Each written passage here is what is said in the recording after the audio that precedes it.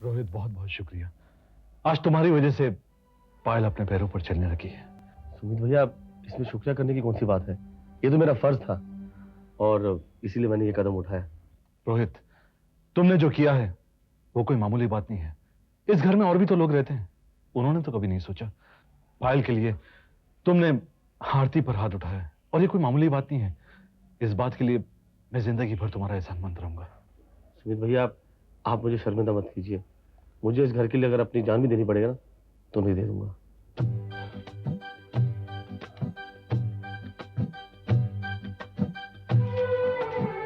ये लो चाय। वाह, क्या बात है, बड़े दिनों के बाद बीवी के हाथ की चाय पी। वही टेस्ट, वही मिठास, क्या बात है। रहने दो, छोड़ो। छोड़ो? क्यों छोड़ो भाई? पायल, मैं सच कह रहा हूँ कि इसमें शक्कर से ज्यादा तुम्हारे प्यार की मिठास है। अच्छा, तो फिर मैं तुम्हें आज से प्यार करना छोड़ देती हूँ। क्यों भाई? क्योंकि कहीं तुम्हें प्यार की डायबिटीज ना हो जाए। हो जाने दो, उसका इलाज भी तुम्हारे पास ही है। इलाज? कैसा इलाज? हाँ, जब प्यार की मिठास बढ़ जाए, थोड़ी नोकझोंक कर लेना, झगड़ा कर लेना, प्यार का लेवल बराबर हो जाएगा। नहीं सुमित, मैंने कसम खाई है कि आज के बाद मैं तुमसे कभी भी लड़ाई झगड़ा नहीं करूंगी। अगर हमारे बीच गलतफहमी पैदा भी हो जाए तो प्यार मोहब्बत से हम लोग सुलझा लेंगे। पायल, मुझे एक बात बताओ, तुम ऑफिस जाना कब से शुरू कर रही हो? सुमित, मैंने तय किया है कि अब मैं ऑफिस कभी भी नहीं जाऊंगी। क्यों? क्योंकि हमारे बीच जो भी झगड़े हुए हैं, जो भी गलतफहमी हुई है, मेरे काम की वजह से हुई है। पायल, मैं ये नहीं चाहता कि तुम ऑफिस ना जाओ, घर से बाहर ना जाओ। मुझे तुम पर पूरा विश्वास है, लेकिन एक ही बात है कि मुझे वो सुनील पसंद नहीं है। ठीक है, वैसे भी मुझे सुनील से कोई रिश्ता नहीं रखता। भूल जाऊंगी अपने बिजनेस को। ऐसी गलती मत करना। तुम इतने दिनों से बिजनेस कर रही थी और सारे क्लाइंट्स भी तुम्हारे थे। जो भी प्रॉपर्टी बनी उस बिजनेस से, उसमें तुम्हारी मेहनत है और सुनील ये अच्छी तरह से जानता है। मेरे हिसाब से तुम्हें उससे मिलना चाहिए और अपने हक की बात करनी चाहिए। क्या ये ठीक रहेगा? क्यों नहीं लगेगा? तुम कोई नाजायज बात थोड़ी ना कर रही हो, अपना हक मांग रही हो। ठीक है, मैं सुनील से बात करती हूँ। पायल, तुम अकेली मत जाना, मैं तुम्हारे साथ चलूंगा। ठीक है, चलो। नमस्ते माँ जी। नमस्ते। पायल, तुम ठीक हो गए? हाँ माँ जी, सब आपके आशीर्वाद से। हाँ बेटा। आपकी तबीयत कैसी है? मैं बिल्कुल ठीक हूँ। तुम लोग कैसे हो? हम लोग अच्छे हैं। राजेश और अरुण नहीं आए? वो क्या है कि अरुण भैया बाहर गए हुए हैं, राजेश भैया ऑफिस में। हमें सुनील से थोड़ा काम था तो हमने सोचा चलो यहाँ आकर सुनील से बात कर लें। अच्छा क्या तुम लोग आ गए। अच्छा बोलो, क्या पियोगे? पानी। पहले पानी पी लेना, उसके बाद चाय या कोल्ड ड्रिंक पी लेना और फिर खाना खा लेना। खाना खिलाए बगैर मैं नहीं जाने दूंगी तुम लोगों को। आप तकलीफ मत उठाइए प्लीज। अरे, इसमें तकलीफ की क्या बात है? माँ जी, घर पर सब हमारा इंतजार कर रहे होंगे। तो इसमें क्या हुआ? घर में फोन करके बोल देना कि तुम लोग यहाँ से खाना खा के ही जाओगे। डरने की तो कोई बात ही नहीं है ना बेटा। सब लोग जान गए कि मैं तुम्हारी माँ हूँ। हाँ माँ। मैं जानती हूँ सब लोग मानेंगे, लेकिन माँ जी नहीं मानेंगे। और मानेंगी भी कैसे? बहुत कड़क स्वभाव की है वो। लेकिन मुझे खुशी है कि मेरे बेटे मुझे मिल गए। मैं देखती हूँ।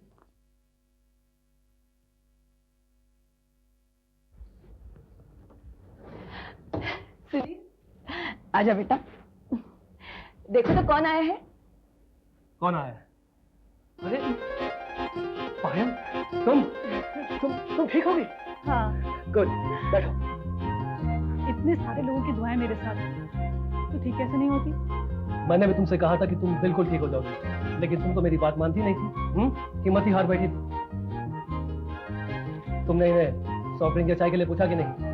चाय की क्या बात है बेटा, ये लोग तो खाना खा के जाएंगे। ऑफ कोर्स, क्यों नहीं। ये दोनों हमारे घर साथ में पहली बार आए हैं, इनकी तो खातिरदारी होनी चाहिए। आखिर ये तुम्हारे बहू बेटे जो ठहरे।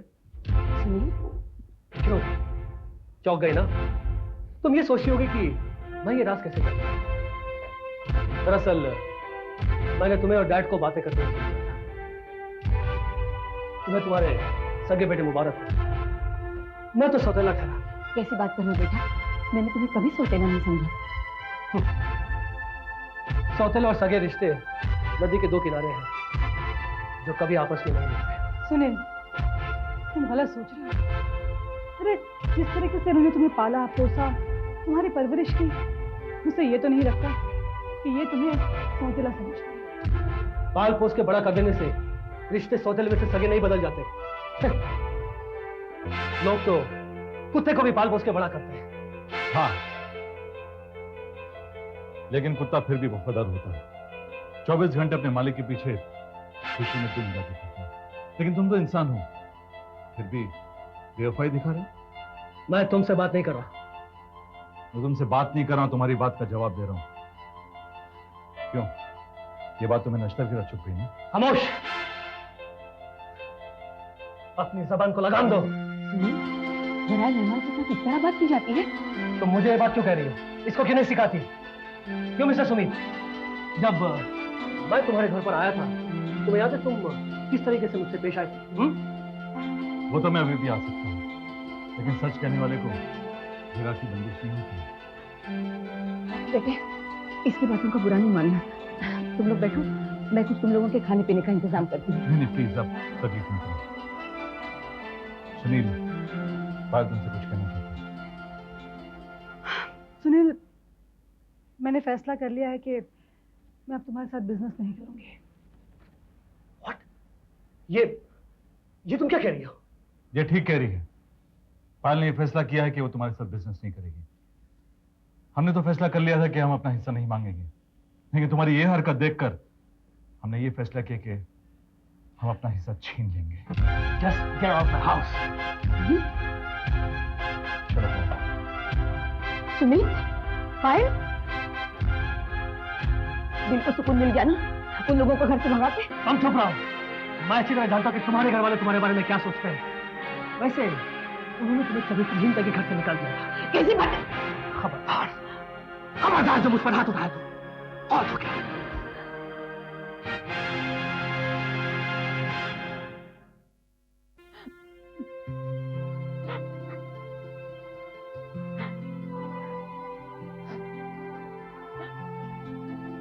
जमुना, तुम यहां बैठी हो, मैं तुम्हें सारे घर में ढूंढ रहा हूं। क्यों यहां चुपचाप क्यों बैठी हो? बस थोड़ी देर अकेले में आंसू बहाने का दिल कर रहा था आलोक, इसलिए यहाँ के बैठ गई। हाँ, लेकिन तुमने कभी आंसू न बहाने का वादा किया था।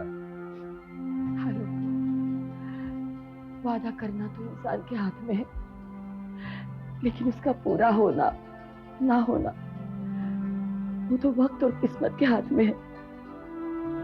इंसान कोशिश तो बहुत करता है, फिर कौन निभा पाता है। जमुना, तुम पूरी दुनिया को जिंदगी जीने का तरीका सिखाती हो और खुद हारने की बात करती हो। नहीं आलोक, मैं हारी नहीं हूं, लेकिन मैं थक गई हूं। इसलिए दिल करता है कि बस थोड़ी देर में ठहर जाओ।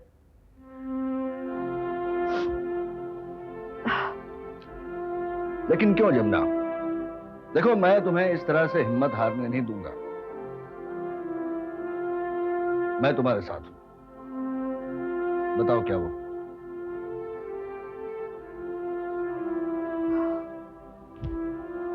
मैं तुम्हें एक बात पूछ सकता हूं? क्या तुम्हें अपने बेटों की याद सताती है? अगर याद आती है तो मिलने में कितना वक्त लगता है? ओके, अगर तुम कुछ बताना नहीं चाहती तो मैं तुम्हें कुछ पूछूंगा नहीं। लेकिन एक बात समझ, तुम अपने आप को इस घर में तन्हा नहीं समझना। ये तुम्हारा घर है। तुम यहां जिस तरह चाहे जी सकती हो, और कोई कुछ तुम्हें कहे उसका मुंह तोड़ जवाब भी दे सकती हो।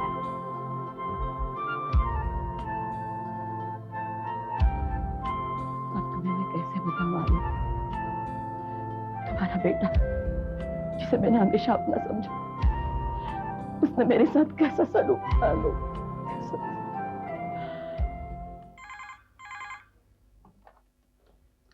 यस। अबे ओ अंग्रेज की छठी औलाद, मैं बोल रहा हूँ। पहचाना मेरे को? तू कोई नवाब की औलाद तो है नहीं कि मैं तेरी बात करने की स्टाइल से तुझे पहचान लूं। हाँ, इतना जान गया हूं कि तू कोई फुटपाती की औलाद है। अबे तेरे को ज्यादा समझ में आ रहा है क्या? मैंने तेरे को इस वास्ते फोन किया कि वो राजेश के हिस्से की प्रॉपर्टी का क्या हुआ? हाँ, अब वो जो सोचना है वो कोर्ट सोचेगी। ए सुन, जब मैटर मेरे को मिलता है ना तो सिर्फ मैं सोचता है क्या?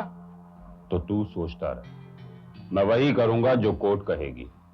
देख, सामने वाले मेरे को बोला कि बिना मारपीट तोड़ फोड़ के मैटर निपटाने का है, इसे तेरे को मैं ये फोन कर रहा है, नहीं तो अभी तक तेरी जिंदगी की दुकान बंद हो गई होती। हाँ, दुनिया में दो ही चीज ऊपर वाले के हाथ में, जिंदगी और मौत। बाकी उसने सब कुछ इंसान के हाथ में दे रखा है, क्योंकि वो जानता है कि जिंदगी और मौत अगर उसने इंसान के हाथ में दे दी तो इंसान शैतान बन जाएगा। मेरे कहने का मतलब तो समझ में आ गया होगा कि अगर मेरी मौत लिखी है तो तू ही मुझे मार सकता है, वरना तू मेरा कुछ नहीं बिगाड़ सकता।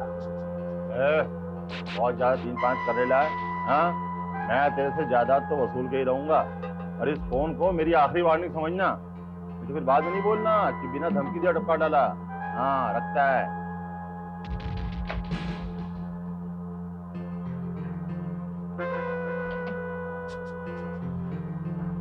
बात कुछ ज्यादा ही आगे बढ़ गई है, अब मुझे भी कुछ कदम उठाना पड़ेगा, वरना बात हाथ से निकल जाएगी। तुम यहां क्यों आए हो? मैंने सोचा दलालों की मदद से बात करने से अच्छा है डायरेक्ट बैठकर बात कर लिया जाए।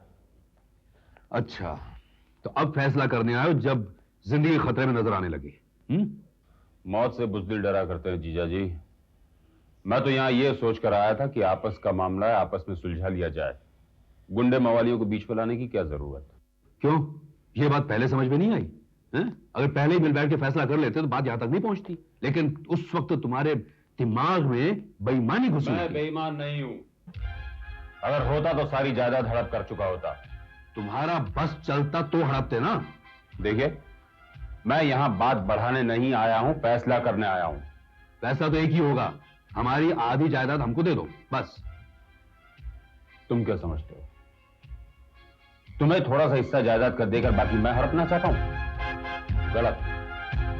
उस जायदाद के 3 बराबर बराबर हिस्से होंगे, एक तुम्हारा, एक मेरा, और तीसरा हिस्सा मैं किसे दूंगा ये ना तुम पूछोगे ना मैं बताऊंगा। वाह, एक तो हमें तुम कम हिस्सा देना चाहते हो, ऊपर से ये भी नहीं बताना चाहते कि वो हिस्सा किसे दे रहे हो। मैं तो यही समझूंगा ना कि तुम मुझे झूठ बोलकर खुद ज्यादा हिस्सा लेना चाहते हो। मैं ये तो नहीं बता सकता कि तीसरे हिस्से का हकदार कौन है, भले ही तुम मुझे बेईमान समझो। तो ठीक है, मैं भी चुप नहीं रहने वाला हूं। आधी जायदाद तो मुझे चाहिए ही, अगर नहीं दोगे तो मेरा वो आदमी वसूल कर लेगा। तो तुम वसूली से बाज नहीं आओगे। ठीक है, देखता हूं क्या कर लेते हो तुम लोग। मैं तो यहां इसलिए चला आया था कि तुम्हें समझा दूं, ये मत समझना कि मैं डर गया। तुम जो बातें करने आए हो ना, उससे कहीं ज्यादा बातें हमारे बीच में हो चुकी हैं। अब तुम इस हद तक पहुंच गए कि हम पे केस कर दिया ताकि मामला आगे बढ़ जाए और हम मजबूर होकर जो तुम दो उसी को लेकर खुश हो जाए। ये मत भूलो कि तुम मुझे भीख नहीं दे रहे हो, मैं अपना हिस्सा वसूल करके छोड़ूंगा। ठीक है, तो तुम्हें जो करना है वो तुम करो, और मुझे जो करना होगा वो मैं करूंगा। लेकिन एक बात याद रखना, अगर इस जंग में तुम्हारे हाथ एक फूटी कौड़ी न लगे तो अपनी किस्मत को दोष मत देना।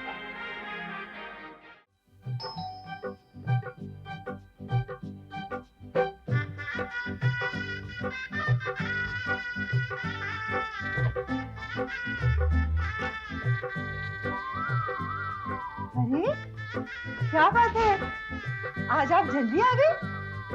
अरे वाह, अरे किसी से लड़कर आए हैं क्या? हाँ बताइए ना। अगर मैं पहलवान होता ना तो तुम्हारे भाई के घर में घुस के उसे पीट के आता। क्या किया मेरे भाई ने? ऑफिस में आया था, धमकी देकर गया मुझे। जतिन ने आपको धमकी दी? और नहीं तो क्या समझता अपने आप को? मैं भी हाथ पर हाथ धरकर नहीं बैठा रहूंगा। चूड़ियां नहीं पहनी मैंने, वसूल करके रखा। क्या कर लेंगे आप? एक बार तो गुंडे भेजे थे मारने के लिए। मैंने उसे मारने के लिए किसी को नहीं भेजा, बल्कि उन लोगों ने मुझसे कहा था कि वो जतिन से मेरा हिस्सा वसूल करके देंगे, बस। आप बार बार मेरा हिस्सा क्यों कहते हैं? बात कर रही हो? जब तुम्हारे पापा ने अपनी जायदाद में हमें हिस्सेदार बनाया है तो मैं मेरे रुपए ही कहूंगा ना। वैसे देखा जाए तो उस जायदाद पर आपका कोई हक नहीं बनता। वो जायदाद तो मेरे पापा की है। अच्छा, तो तुम भी अपने भाई की तरफ से बोलने लगी हो? तो क्या करती हूँ, कब से सुनती आ रही हूँ। और वैसे भी जरा सोचिए, अगर पापा वो जायदाद सिर्फ जतिन के नाम पे करते तो ठीक है, तब मैं चुप रहता, लेकिन अब तो पापा हमारे नाम अपनी प्रॉपर्टी करके गए हैं ना, अब क्यों चुप बैठूंगा? आप क्या कर लेंगे? जतिन ने तो केस कर दिया है। वैसे भी जब तक अदालत अपना फैसला नहीं सुनाती, आपको एक कौड़ी भी नहीं मिलेगी। कैसे नहीं मिलेगा? मैं वसूल करके दिखाऊंगा।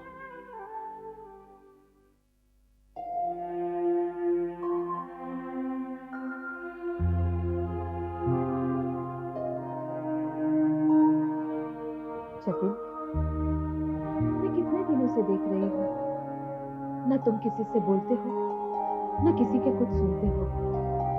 क्या बात है? बिजनेस में कोई प्रॉब्लम है? नहीं नकुल, बिजनेस के प्रॉब्लम तो इंसान झेल भी लेता है, लेकिन जब रिश्तों में प्रॉब्लम्स आती हैं तो तकलीफ होती है, दुख होता है। किस रिश्तों की बात कर रहे हैं आप?